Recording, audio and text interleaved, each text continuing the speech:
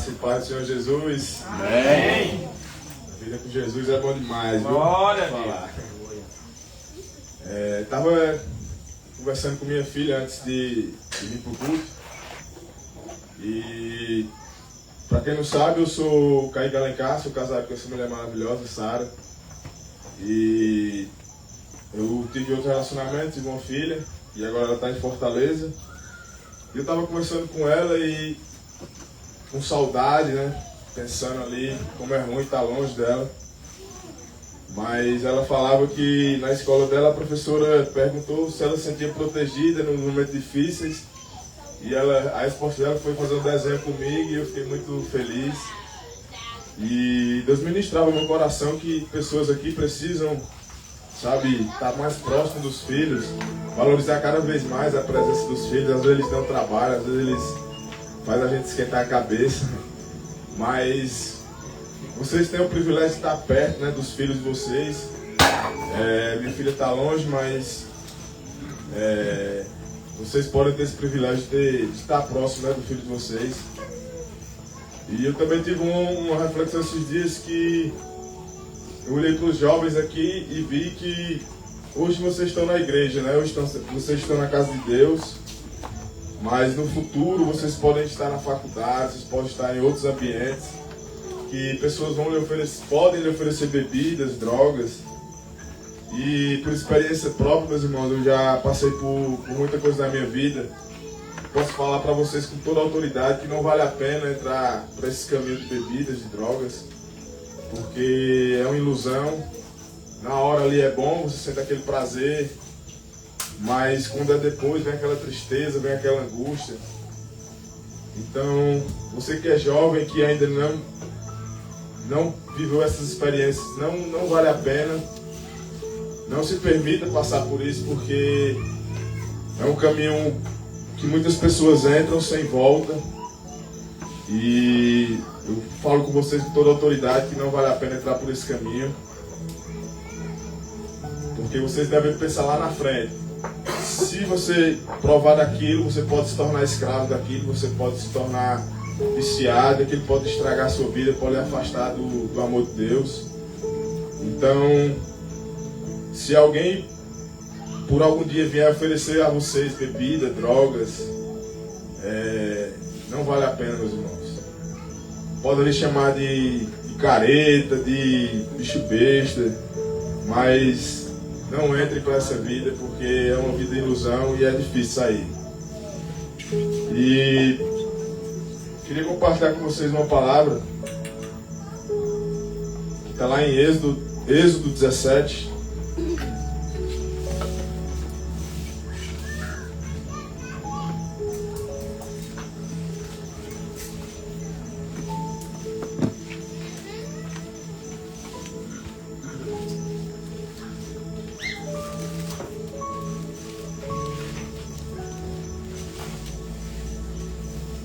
Êxodo tem um significado de saída, de emigração, que representa a partida de uma nação para outro lugar.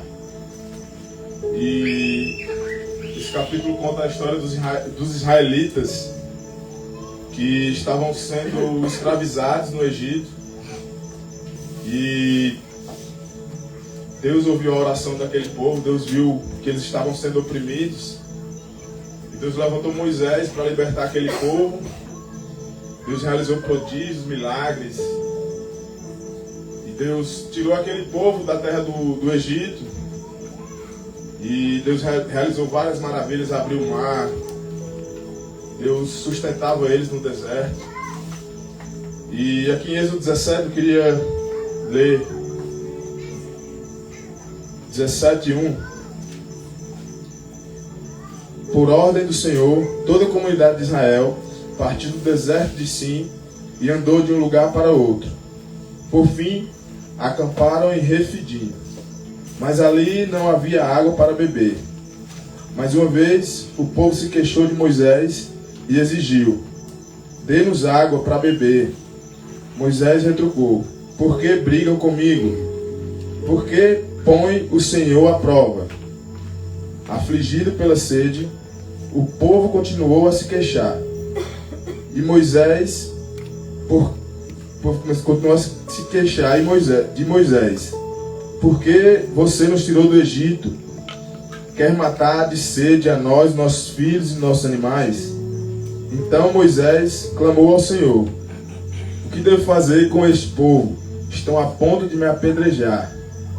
O Senhor disse a Moisés: passe à frente do povo, leve sua vara, aquela que você usou para bater nas águas do Nilo, e chame algum dos líderes de Israel para acompanhá-lo.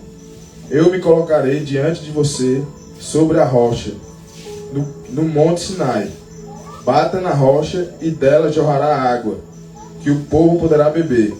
Assim, na presença dos líderes de Israel, Moisés fez conforme ordenado. Moisés chamou aquele lugar de Massá e Merimbá, pois o povo de Israel discutiu com Moisés e pôs o Senhor à prova, dizendo: o Senhor está conosco. O Senhor está conosco ou não? Aqui em Êxodo 17 a Bíblia vai relatar que o povo de Israel ele chega a certa cidade, Refidim, e eu pesquisando sobre essa cidade, era uma região montanhosa que as pessoas iam para a cidade para beber água. E alguns pesquisadores argumentam que era uma cidade de muitas montanhas, chegavam até 2.500 metros de altitude. Então essas montanhas elas tinham neve, e quando a neve derretia, ela formava cachoeiras de água. Então, como o povo estava com sede, o povo de Israel foi para esse lugar em busca de achar água. E quando eles chegam lá, nessa ocasião não tinha água. E aí o povo se ira, o povo começa a murmurar. Eu já passei, meus irmãos, por as duas experiências. De tanto ficar com sede para lutar, para quem não sabe eu luto. E já subi uma montanha que lá em cima tinha neve. E quando você sobe uma montanha é bem puxada, é cansativo, as pernas cansam, puxa o gás, puxa o cardio. E quando você fica sem beber, sua boca resseca, o nosso corpo ele produz hormônios do estresse, o cortisol. Então o estresse fica lá em cima, você fica com a boca ressecada. Então, aquele povo murmurou, mas muitas vezes a gente não se põe no lugar do próximo, a gente só vê que ele está reclamando, a gente só vê os defeitos, e a gente às vezes não tem a empatia de se ver o que aquele povo passou. Aquele povo estava subindo montanha, não encontraram água, estava com sede, estava desidratado provavelmente, e aí eles começam a murmurar. A murmuração é algo que atrai uma frequência muito baixa, é algo que atrai muitas coisas ruins para a nossa vida. Às vezes você murmura, entra em guerras, você murmura, atrai uma energia muito baixa, frequências negativas. Então aquele povo começou a reclamar, começou a murmurar, e fica o primeiro reflexão para nós, sabe? Quem somos nós na hora da dificuldade? Quem somos nós na hora que está dando tudo errado, na hora que as coisas não dão certo, que a gente está passando por necessidade física ou necessidades financeiras? Porque quando tudo vai bem é muito fácil a gente louvar a Deus, a gente agradecer. Mas na hora que está dando tudo errado, na hora que você não vê um fim na estrada, será que você tem reclamado? Será que nós temos agradecido a Deus? O que nós temos feito, né, nessas horas difíceis? E aquele povo, o povo de Israel, eles esqueceram tudo que Deus tinha feito. Deus tinha realizado milagres, Deus tinha realizado maravilhas, Deus tinha aberto o mar, tinha resgatado, libertado eles da terra do Egito. Mas o povo esqueceu rápido. O povo começou a se murmurar, começou a reclamar, a ponto de Moisés se sentir oprimido, com medo de ser apedrejado. E aí Moisés clama ao Senhor, e o Senhor, por misericórdia, ele realiza mais um milagre. Ele manda Moisés bater com a vara na rocha e aquela rocha sai água. Então o povo pode matar a sede.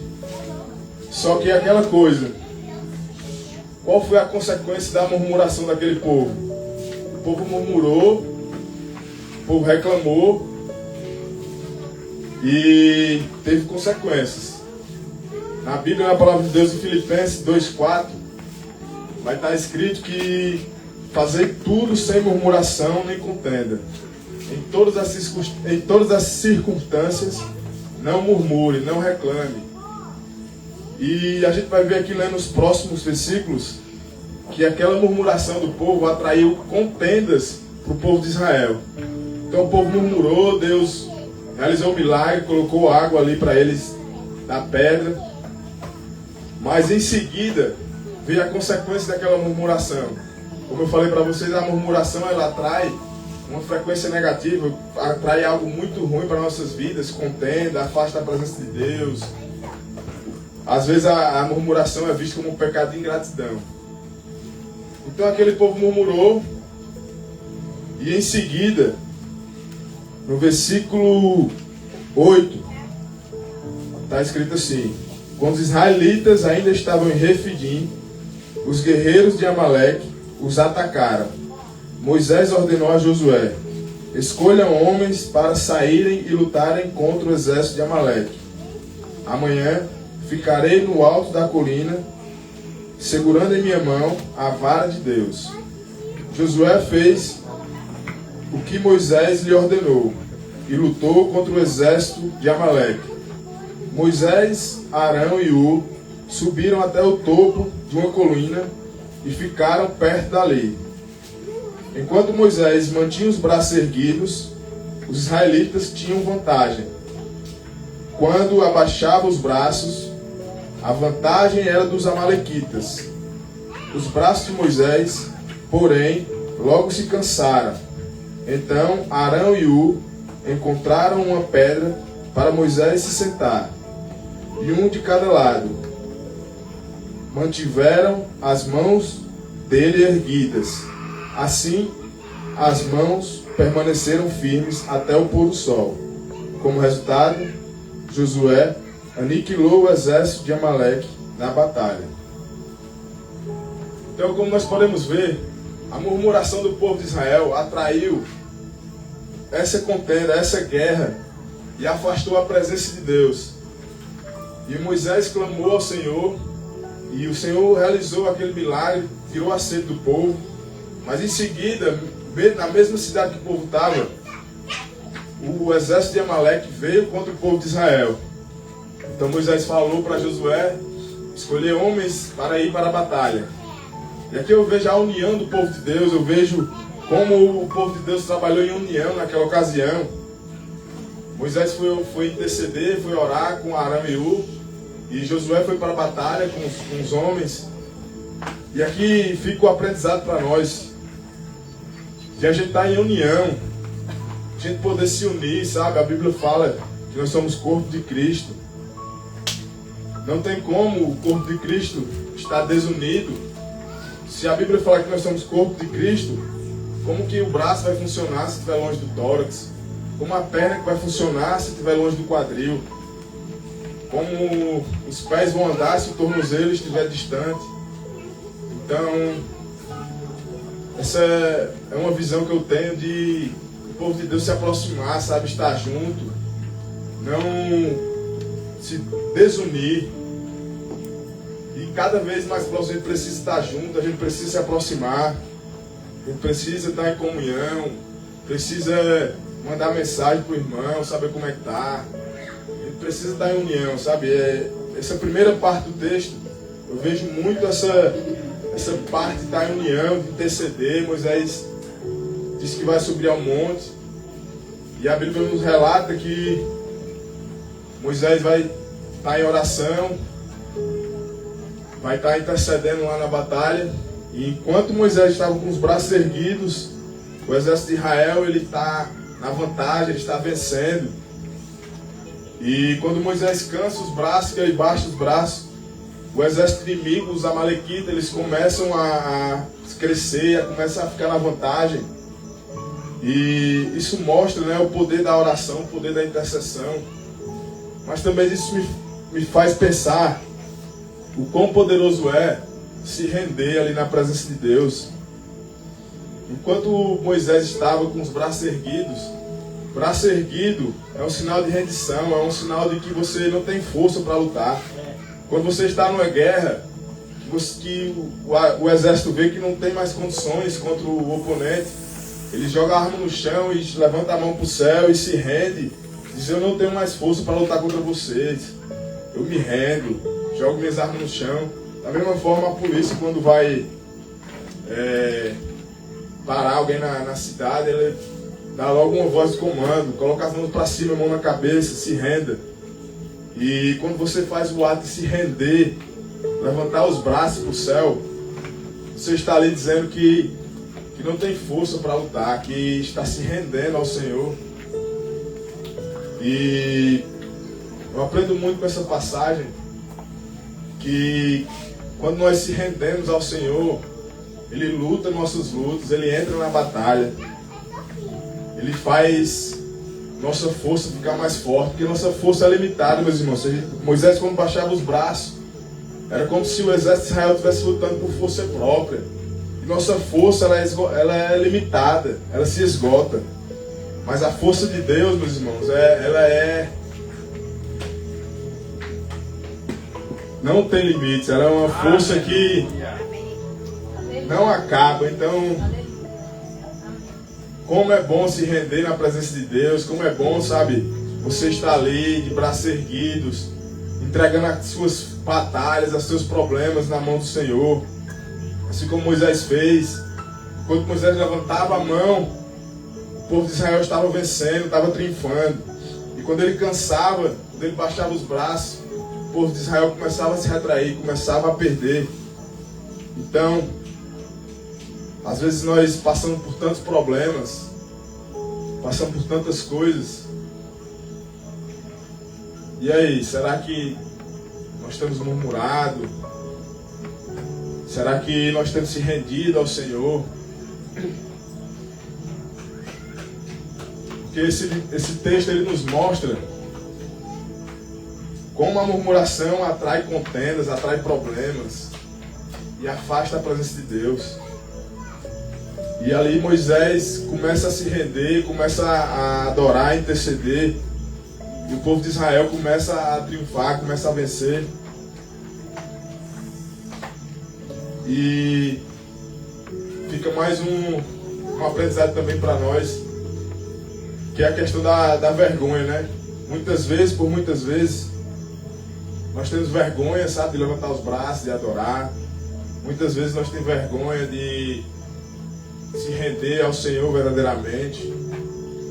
E eu até me lembrei, quando a primeira vez que eu cheguei aqui, um tempo atrás, eu tinha até vergonha, né, pastor, de orar. Deus me chamava para orar nas cruzadas. E eu tinha vergonha, eu tinha medo. Mas o Senhor foi me dando ousadia, me dando coragem. E estou aqui para compartilhar essa palavra com vocês. E também na palavra de Deus, ela nos fala que Deus não nos deu um espírito de medo nem de covardia. Lá em... puderem abrir 2 Timóteo 1:7.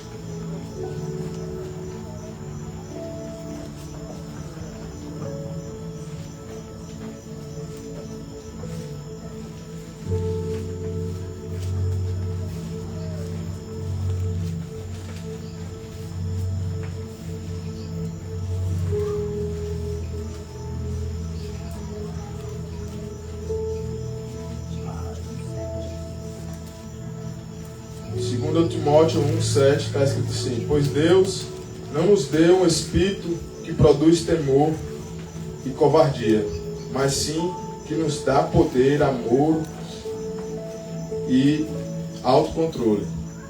Na palavra de Deus, ela nos diz que Deus não nos deu um espírito de medo, um espírito de covardia. Deus nos deu um espírito de poder, de autocontrole. E quando eu paro para pensar nessa palavra, quando a gente nasce, quando a gente é criança, a gente não tem medo. Veja as crianças subindo aí na baluarte, subindo aí nas árvores, correndo, brincando, pegando os animais. E conforme a gente vai vivendo, as pessoas que a gente convive, elas colocam medo, colocam ali algo que não, um sentimento que não é de Deus, né? O medo, palavras que vão nos entristecer.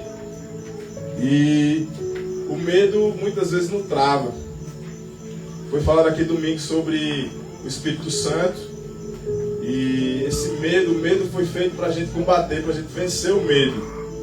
A diferença do medo para o temor, é que o temor é um profundo respeito. A gente deve temer a Deus, deve temer não perder a presença do Espírito Santo.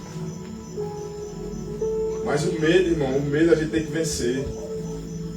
O medo não faz parte do propósito de Deus. Deus não nos deu o espírito do medo.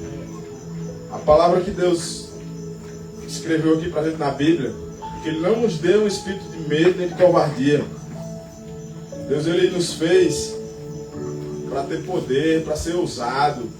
Vários versículos na Bíblia, Deus fala que seja forte e corajoso, não tenha medo. Seja forte e corajoso, não tenha medo. Deus falou para várias pessoas ser forte, ser corajoso, não ter medo. Então nós temos que ser essa pessoa que vence o medo, que supera ali as dificuldades, que supera os medos.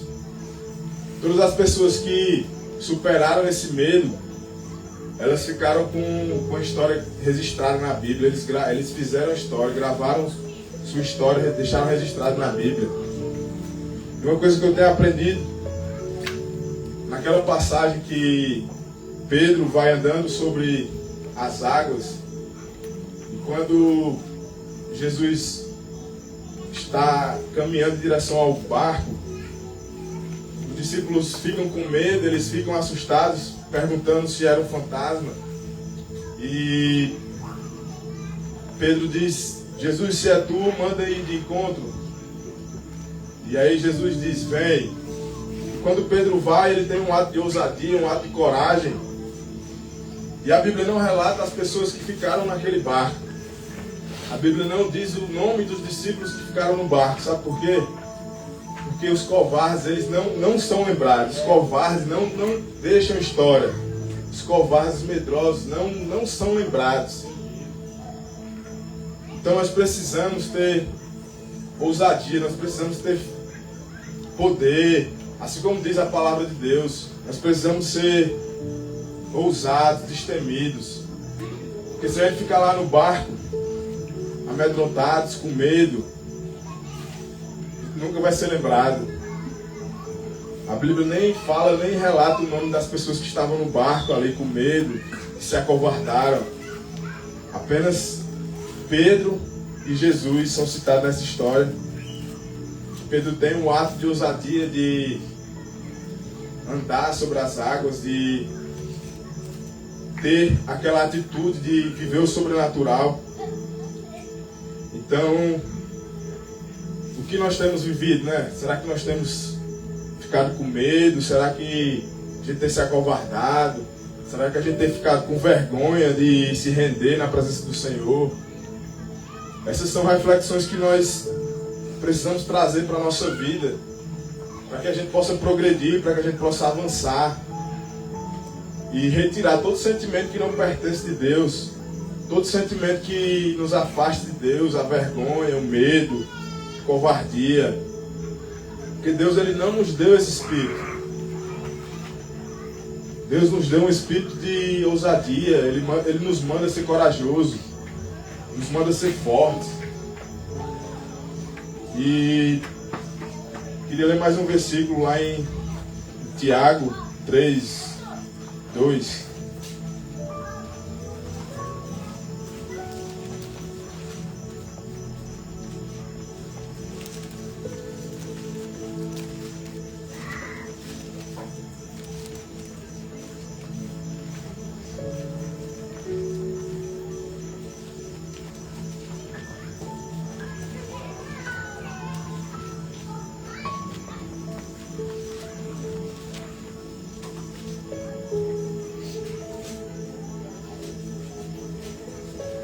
Tiago 3:2, está escrito assim: é verdade que todos nós cometemos muitos erros.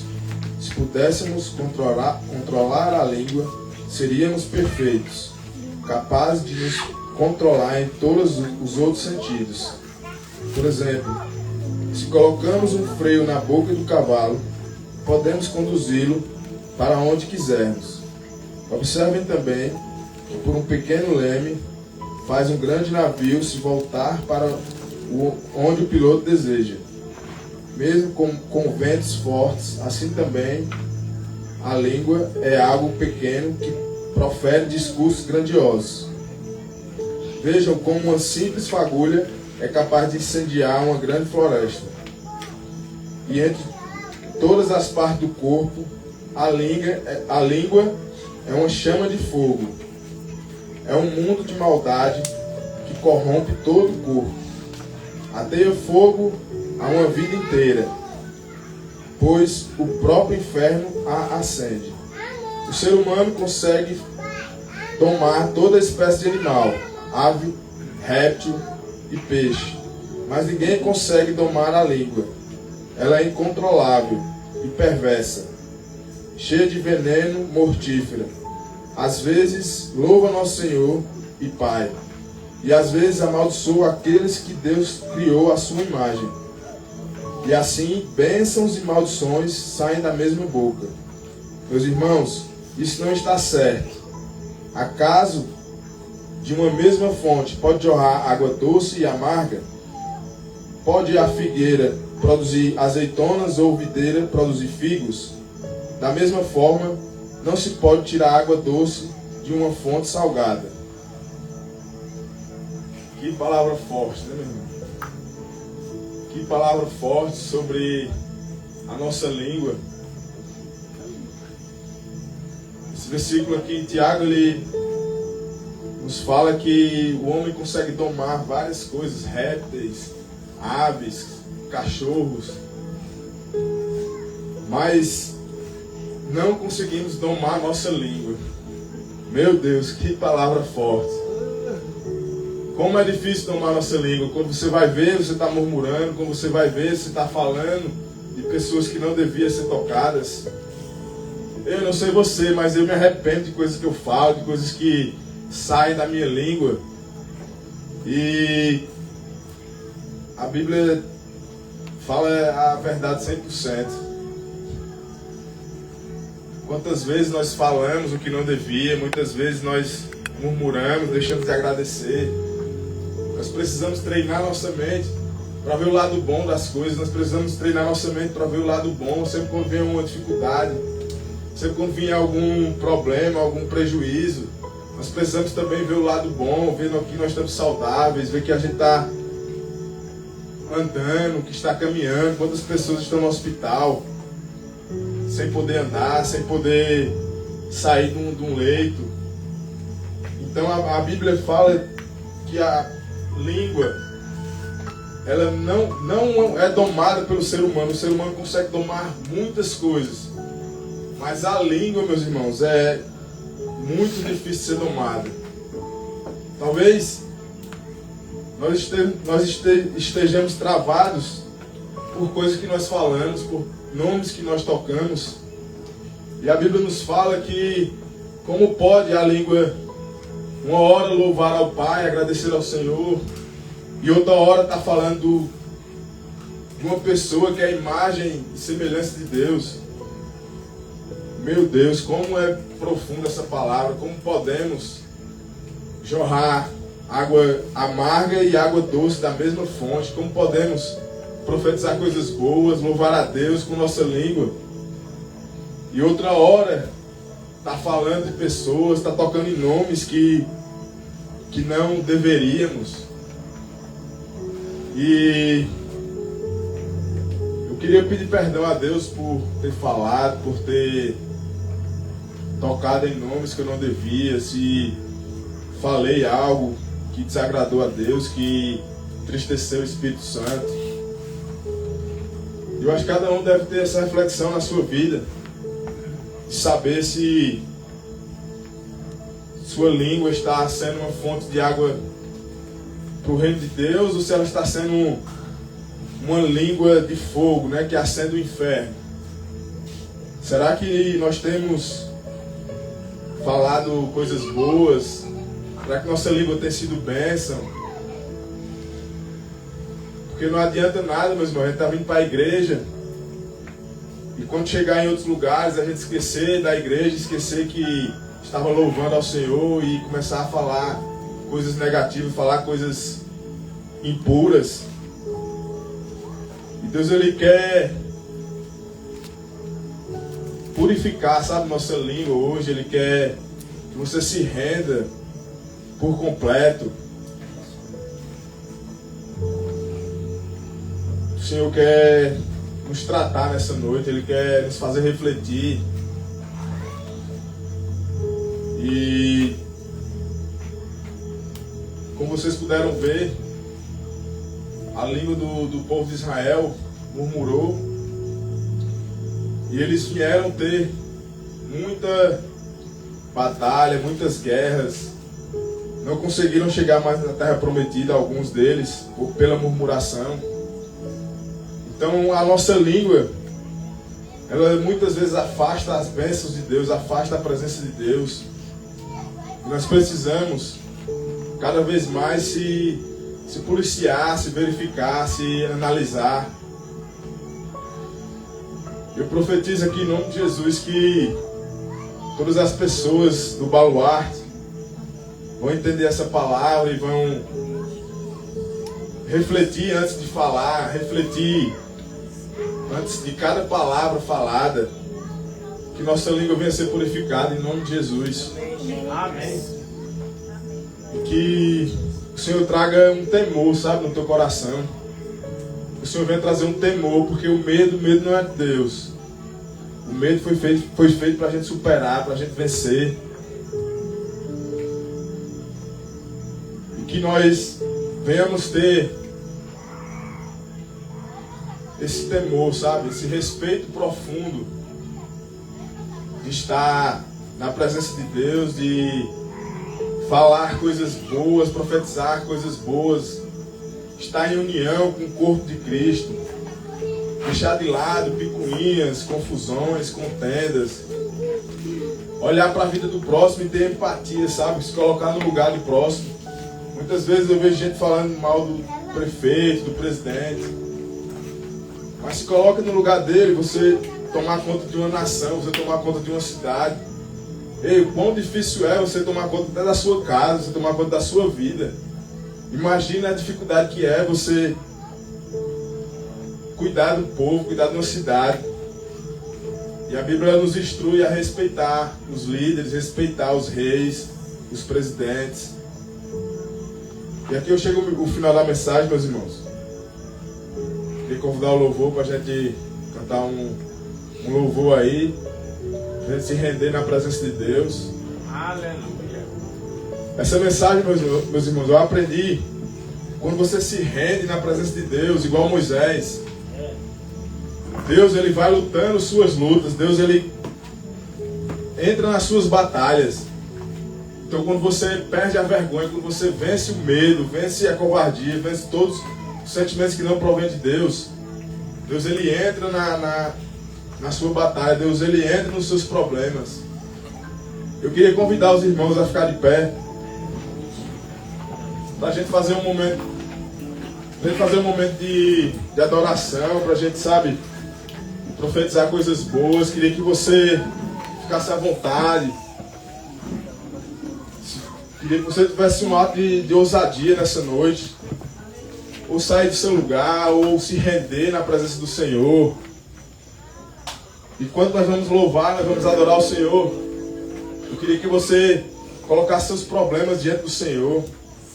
Assim como Moisés estava no alto da colina, se rendendo ali ao Senhor com os braços erguidos. Moisés estava dizendo ao Senhor naquela noite que não tinha força para lutar, que na força do braço dele ele não ia conseguir vencer aquela batalha. E quando ele se rende na presença do Senhor, o Senhor entra na batalha, o Senhor entra com providência. E os israelitas começam a vencer a guerra. Então, meus irmãos, coloque sua mão para cima, se renda, tenha um ato de ousadia, tenha um ato de coragem nessa noite.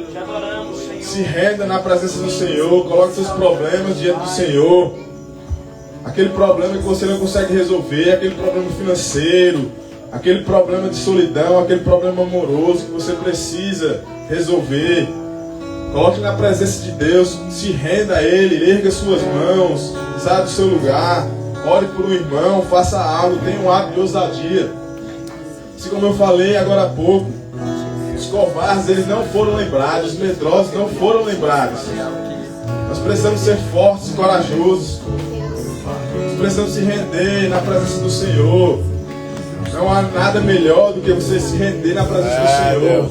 Até porque nessa terra aqui nada vai nos satisfazer. Apenas em Deus, apenas em Jesus nós temos palavra de vida eterna. Sim, Jesus. Então se renda, meu amigo, se renda, meus irmãos, na presença do Senhor. Coloca aquele problema, coloca o teu futuro na mão do Senhor, coloca o trabalho. Entrega a tua vida sentimental na mão do Senhor. Tem pessoas aqui que precisam de direção. Tem pessoas aqui que estão passando problemas por estar murmurando, por estar falando coisas que não agradam ao Senhor. E nós precisamos aumentar nossa frequência. Nós precisamos falar coisas boas, agradecer, entrar no espírito de gratidão ao Senhor. A Bíblia ela nos relata em tudo das graças, em tudo agradeça, em todas as circunstâncias agradeçam. Veja o lado bom, veja tudo que Deus tem feito na sua vida. Deus ele é maravilhoso, ele é tremendo. Se renda na presença do Senhor, adore ao Senhor.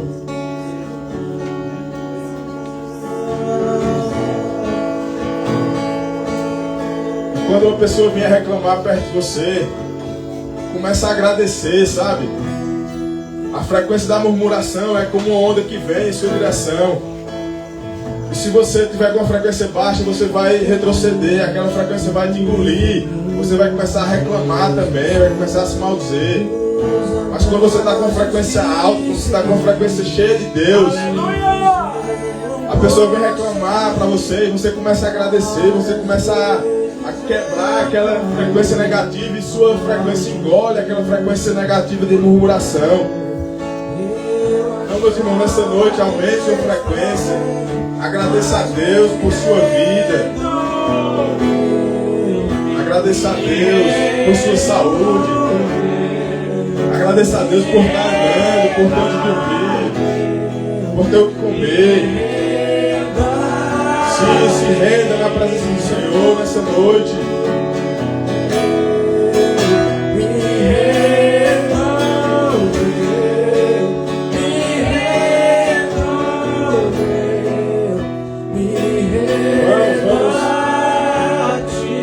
Vamos criar uma atmosfera de adoração, de rendição nessa noite.